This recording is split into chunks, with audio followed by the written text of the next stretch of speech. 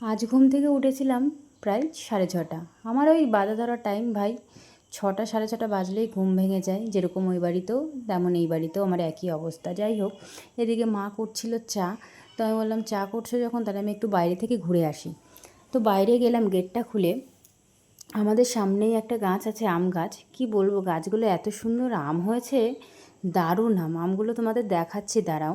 মানে কি বলবো, এত গাছ আছে, কোনো গাছেই কিন্তু আম হয়নি। এই দুটো গাছে যা আম হয়েছে, আরও আম পড়ে রয়েছে, তুমি দেখো কত সুন্দর আমগুলো, বেশ গোল গোল আম। এই আম গাছ দুটোতে অনেক বছর আম হয় না, এই বছর দেখছি এত আম ধরেছে। কি বলবো, এটা আমাদের গাছ ঠিক নাম বলতে গেলে জেঠুদেরই। তো যাই হোক, জেঠু হোক আমাদের হোক সবারই গাছ। তো ওইদিকে কিন্তু আমগুলো আমি হাতে নিয়ে নিয়েছি। মাকে বললাম এই আমের কিন্তু টক ডাল করলে খারাপ হবে না। তো মা বলছে এত ছোট আম দিয়ে টক ডাল হয় নাকি। আর দেখো 4-5টা আম কিন্তু আমি ঘরে নিয়ে গেছিলাম। মাকে বললাম দেখো, আর একটা দেখো গাছে রয়েছে ছোট্ট একটা আম। এই আম কিন্তু দেখতে দেখতে বড় হয়ে যাবে। যাই হোক, মা ডাক দিল, বললো যে এই নে ডিম সিদ্ধ করেছি। মায়ের আদর আর কি বলি।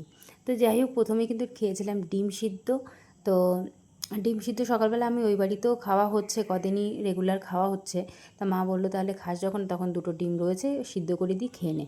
তো যাই হোক, দুটো ডিম সিদ্ধ খেয়ে কিন্তু তারপরে মা নিয়ে আসলো চা। তো এই যে বিস্কুটগুলো দেখতে পাচ্ছ, বিস্কুটগুলো দেখতেই সুন্দর, খেতে আমার কাছে একটুও ভালো লাগেনি। কারণ এই বিস্কুটগুলো খেতে যেন কেমন লাগছিল, মানে একটু অন্যরকম টেস্ট ছিল। যেরকম ভেবেছিলাম ভালো হবে তেমন হয়নি। তো যাই হোক, আমার আমগুলোর প্রতি যে এত মায়া লাগছে কি বলি। আমগুলো মাকে বললাম একটু চাটনি করলেই হয়তো আজকে। বলছে পাগল নাকি, এই ছোটো আমের আবার চাটনি বা কোনো কিছুই হবে না। তাই আমি বললাম ঠিক আছে, কিছু করার নেই, আমটা একটু বড়ই হোক। তো যাই হোক, মায়ের সঙ্গে কিন্তু গল্প করে আমরা চা খেলাম। দুধ চা তেমন আমার খাওয়া হয় না, কারণ ওই বাড়িতে আমি চা একদমই খাই না। আমার শাশুড়ি মা যা একটু চা খায়, কর্তামশাই মাঝে মধ্যে খেলে খেলো, না খেলে না খেলো, এরকম। এই চায়ের প্রতি আমার নেশা নেই, সকালবেলা যে খেতেই হবে তা কিছু না। ওই সকালবেলা মাঝে মধ্যে এখন একটু ড্রাই ফ্রুটস খাচ্ছি আর একটু ডিম সিদ্ধ, এটাই আমার সকালের খাওয়া। আর আগে তো কিছুই খেতাম না, ওই ভাত টাত রান্না হলে, রান্না হওয়ার পরে গিয়েই আমি ওই 9টা 10টার সময় কিছু খেতাম। তাছাড়া আর কিছুই খেতাম না। তা ভাবলাম না, এইভাবে না খাওয়ার থেকে কিছু খাওয়াটাই বেটার হবে। তো যাই হোক, কর্তামশাই ভাই গেছিলো একটু জল আনতে পাশে। জল ছিল না, তো ড্রামটা নিয়ে একা তো আনতে পারবে না, তো দুজনেই চলে গেল। তা দেখো, আমার কর্তামশাই নিয়ে পরে এসেছিলো হচ্ছে জুতো, চপ্পল নেই, একটা চপ্পল ছিল সেটা হারিয়ে গেছে এই বাড়িতে। তো ভাইয়ের চপ্পল পরেছে, আর ভাই কোনটা পরবে, শেষ পর্যন্ত ও আমার চপ্পলটা পরে গেছে, জানো না, হাসতে হাসতে মরে যায়। তো আসলে ভাইয়ের সঙ্গে খুব কি মারি, কারণ ও বাড়িতে সবার থেকে ছোট। তো যাই হোক, এদিকে মা নিয়ে এসেছিলো হচ্ছে মাংস। তো মাংস আনার পরে কিন্তু মা কিন্তু সাথে সাথে যে লেবু থাকে, বা তোমার পাতিলেবুগুলো, এই লেবুগুলো তো দিয়ে মাংসটা মাখিয়ে রাখলে কিন্তু যে একটা গন্ধ থাকে মাংসে, মানে বিশেষ করে পোলট্রির মুরগিতে, সেটা কিন্তু কেটে যায়। আর এদিকে সজনের ডাঁটা একটা কাকিমা দিয়েছিল আমাদের। তো যাই হোক, ওই সজনের ডাঁটা রেখে দিচ্ছে, পরে রান্না করবে। আপাতত আজকে মাংস হবে, আর একটা কি করে। তো যাই হোক, এদিকে আর 4টে বোতলের যা অবস্থা কি বলবো, মাকে বললাম দাও আমি ধুয়ে দিচ্ছি। তো একটু বালি আর একটু সাবান দিয়ে কিন্তু বোতলগুলো আমি পরিষ্কার করছিলাম, অনেক দিন করা হয় না।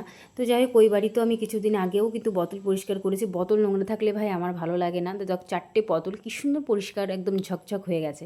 তো যাই হোক, এদিকে কিন্তু কয়েকটা থালা বাসন ছিল, সেগুলো আমি ধুয়ে ফেলেছি। চায়ের বাসন টাসনগুলো ছিল। যাই হোক, আমাদের সকালের খাওয়া দাওয়া তো মোটামুটি হয়ে গেছে, তারপরে কিন্তু রান্না মা বসাবে। তো আজ কিন্তু আমাদের গ্যাসে রান্না হবে না, আমাদের রান্নাঘরে হবে। তো ছোট্ট একটা উনুন আছে, সেখানে কাঠের জালে মা রান্না করছে। দেখো উনুনটা কী সুন্দর বলো না, আর খুব জ্বালানি কম লাগে। তো দেখো, ছোটো ছোটো কাঠ দিয়ে কিন্তু মা রান্না করছে। এই উনুনটা যে এত কিউট, আমি মাকে বলছি একটা এই উনুন কিন্তু আমাকে বানিয়ে দেবে। তাই এটা আমাদের উনুন ঠিক না, একটা কাকিমা মাকে দিয়েছে। যাই হোক, এখন যা গ্যাসের পরিস্থিতি, আমাদের গ্যাস নিয়ে খুব সমস্যা হচ্ছে বলে এখন উনানে রান্না করা হচ্ছে। মা উনানে রান্না সচরাচর করে না, এখন গ্যাসে আগে করতো, এখন বলে না দায়বদ্ধতায় করা লাগবে। যাই হোক, গ্যাস আছে, তাও উনুনে করলে কিন্তু রান্নাটা বেশ স্বাদই লাগে খেতে, তাই না। তো যাই হোক, এদিকে কিন্তু মা মাংসটা বসিয়ে দিয়েছে। এই মাংস কিন্তু আজকে রসুন দেওয়া হয়েছে, এই রসুন খেতে কিন্তু খুবই ভালো লাগে। আমি মাঝে মধ্যে খাই, কারণ আমার মা এখন দেয় বলেই সে খাওয়াটা ঠিক আমার হয়। আগে কিন্তু খেতাম না তেমন রসুন টসুন, কিন্তু মাংসের সাথে রসুন খেতে বেশি স্বাদই লাগে।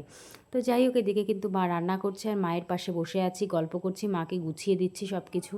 আর যেটা হয় আর কি, অনেক দিন পরে আসলে মায়ের সঙ্গে গল্প গুজব কখন সময় কেটে যায়। মা আমাকে বলছে, তুই আসলে না আমার কাজ ঠিক হয় না। আর সত্যি আমি আসলেও এখানে আমি আলসে হয়ে যাই, সত্যি ভীষণ আলসে, সে বলার ধারণার বাইরে। যেখানে আমার 11টা 12টার মধ্যে চান হয়ে যায়, সেখানে আমি 2টো 3টের সময় চান করি। এটা সবার ক্ষেত্রে হয়, সব মেয়েদের ক্ষেত্রে হয়। বাবার বাড়িতে আসলে কিন্তু কোনো কিছু টাইম টেবিল থাকে না, আর সাথে মায়েদেরও টাইম টেবিল নষ্ট হয়ে যায়। তো যাই হোক, এদিকে দেখো মায়ের কিন্তু মাংস রান্না হয়ে গেছে আর কালারটা কত সুন্দর এসছে। চলো, তো যাই হোক, এদিকে কিন্তু মা আর আমি খেতে বসে পড়েছি, ভীষণ খিদে পেয়েছে। তা মা বলল যে খেয়ে টেয়ে নিই তাড়াতাড়ি করে। এই লেবু দিয়ে কিন্তু আমার মাংস খেতে খুবই ভালো লাগে। মা আমাকে বাবার কথা বলছে যে তুই বাবার মতো হয়েছিস, মানে আমার বাবার কথা আর বলছে আর কি। তো বলছে তুই তোর বাবার মতো হয়েছিস, লেবু দিয়ে ভাত খাচ্ছিস এই মাংস দিয়ে। কারণ মা বলে কি, লেবু দিয়ে মাংস খেলে কি আর মাংসের কোনো স্বাদ পাওয়া যায়? আমার কাছে ভাই সত্যি খুব ভালো লাগে। কার কার ভালো লাগে অবশ্যই কিন্তু কমেন্টে জানিও। লেবু দিয়ে খেতে কি পছন্দ করো, বিশেষ করে মাংস। মাটনটা ঠিক খাই না আমি, চিকেন হলে সেটার সঙ্গে একটু লেবু দেবই, আমার বেশ ভালো লাগে। আর এই রসুন দিয়ে খেতে যা স্বাদ লাগে ভাই, দারুণ। খেতাম না, কথায় বলে না, একটু কোনো কিছু শিখে গেলে সেটার প্রতি স্বাদটা বেশিই চলে আসে। তো যাই হোক, খেতে খেতে কিন্তু খাওয়া দাওয়া প্রায় হয়েই গেছে। তারপরে একটা কাকু এসছে, তা বলছিল উনি সব রকম জিনিস আর কি সারাই করে। তা আমাদের বাড়ির প্রেশার কুকারটা খারাপ হয়ে গেছে।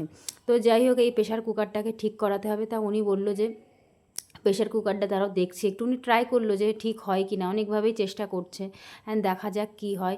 তা শেষ পর্যন্ত কাকু বলল যে ঠিক কি হবে সেটা তো বলা যাচ্ছে না, দেখি চেষ্টা করে দেখি কত দূর।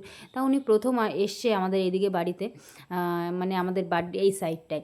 তো যাই হোক, এদিকে কিন্তু মা বলছিল যে একটা দোকানে নিয়ে যাওয়ার কথা, তো কিন্তু নেওয়াই সময়টা হয় না বলে আর নেওয়া হয় না। তাই বললাম চলো ঠিক আছে, উনি একটু দেখুক কী হয়। তা উনি আবার একটু আমাদের দরজার সামনে গিয়ে একটু চেষ্টা করছে যে ঠিক করা যায় কি না প্রেশার কুকারটা। তো যাই হোক, জানি না কি হবে, তাও উনি চেষ্টা করে যাচ্ছে। যদি ভালো হয় তাহলে তো ভালোই হবে। প্রেশার কুকারটা খুবই ভালো। একটা প্রেশার কুকার বাড়িতে না থাকলে কিন্তু খুব সমস্যা হয়ে যায়। ডাল টাল রান্না করতে গেলে একটু এক সিটি দিলে ব্যাস গলে গেল। আর এই যে দেখতে পাচ্ছ আমাদের গাছের লিচু, ভাই কত লিচু হয়েছে আর কত যে পড়ছে কি আর বলি। আর সত্যি কথা বলতে ওই কাকুটার সঙ্গে আমাদের ফার্স্ট দেখা, কিন্তু দুঃখের বিষয় আমরা ওনাকে দিয়ে দিয়েছিলাম প্রেশার কুকারটা। উনি বলছিল যে এটা আমাকে দিতে হবে 1 সপ্তাহ রেখে, তারপরে আমি দিয়ে যাব। তো যাই হোক, অচেনা মানুষকে দিয়েই দিলাম। ফোন নাম্বার নিয়েছি ঠিক, উনি বললো 100-150 টাকা খরচা হবে, তোমাদের দিয়ে যাব, কোনো সমস্যা নেই, তোমাদেরটা অবশ্য চুরি করে নেব না। তো যাই হোক, অনেক কথাবার্তা বললাম। যাই হোক, অচেনা যেটা হয় আর কি, দিচ্ছি, কিছুই হবে না, উনি দিয়ে যাবে ঠিকই, তাও আবার একটা চিন্তা ভাবনা যে চলো ঠিক আছে, কোনো ব্যাপার না, দিয়ে যাবে যখন বলেছে দিয়েই যাবে। তাই এদিকে কিন্তু খাওয়া দাওয়া সেরে কিন্তু তো হয়েই গেছে, প্রথমে খাওয়া দাওয়া, তারপর তো উনি কাকুটা আসলো, ওনাকে দিলাম। তারপরে কিন্তু কয়েকটা থালা বাসন ছিল, কালির থালা বাসন, মা সব কিছু পরিষ্কার করলো, আবার ঘরে নিয়ে এসছি, এনে কিন্তু ধুয়ে টুয়ে পরিষ্কার করলো। মার মোটামুটি কাজ কমপ্লিট। আর দেখো, গাছের থেকে মা নিয়ে এসছে কাঁচা আম, বলছে দাঁড়া তুই সকাল থেকে আম করছিস, আমগুলো কাটি। খেয়ে দেখলাম ভাই, উফ, মনে হচ্ছে অমৃত, মানে টক টক। আমার টক খেতে খুব পছন্দ, ভালো লাগে, ভীষণই ভালো লাগে, খুবই পছন্দ করি আর কি। তো কাঁচা আম আমি দেখো ছাল শুদ্ধ খেয়ে নিলাম। যাই হোক, এদিকে আমি চান টান করে মাকে একটু ফুল এনে দিয়েছিলাম পুজো দেওয়ার জন্য। মা ঘরে পুজো দিয়ে দিয়েছে, ব্যাস হয়ে গেল মোটামুটি সকালের কাজ। তারপরে কিন্তু ভাই মুখে নিয়েছিল হচ্ছে ফেস মাস্ক, আমাকে বলছে পরিষ্কার আমার হতেই হবে, মেয়ে আমাকে পটাতেই হবে। আমি বলছি তুই সত্যি পারিস, এই সেই গল্প আর দুজনে মিলে যেটা হয়। বাড়ির ছোট তো, ওর সঙ্গে ভীষণ আর কি ফাজলামি মারি আমি। আর এদিকে দুজনেই কিন্তু, দুজনে কি, আমিও নেব মুখে, দাঁড়াও দেখতেই পাবে। তো ভাই তো চারকোল নিয়েছে, আমি আরেকটা ফেস প্যাক নিলাম, দুজনে নিয়ে কাউতালি করছি, কী আর বলি। আর মা বলছে দুটোতে এক জায়গা হয়েছে আর কাউতালি শুরু করে দিয়েছে। তো যাই হোক, ভাই বোন থাকলে আবার কাউতালি হবে না, তা কি আবার হয়?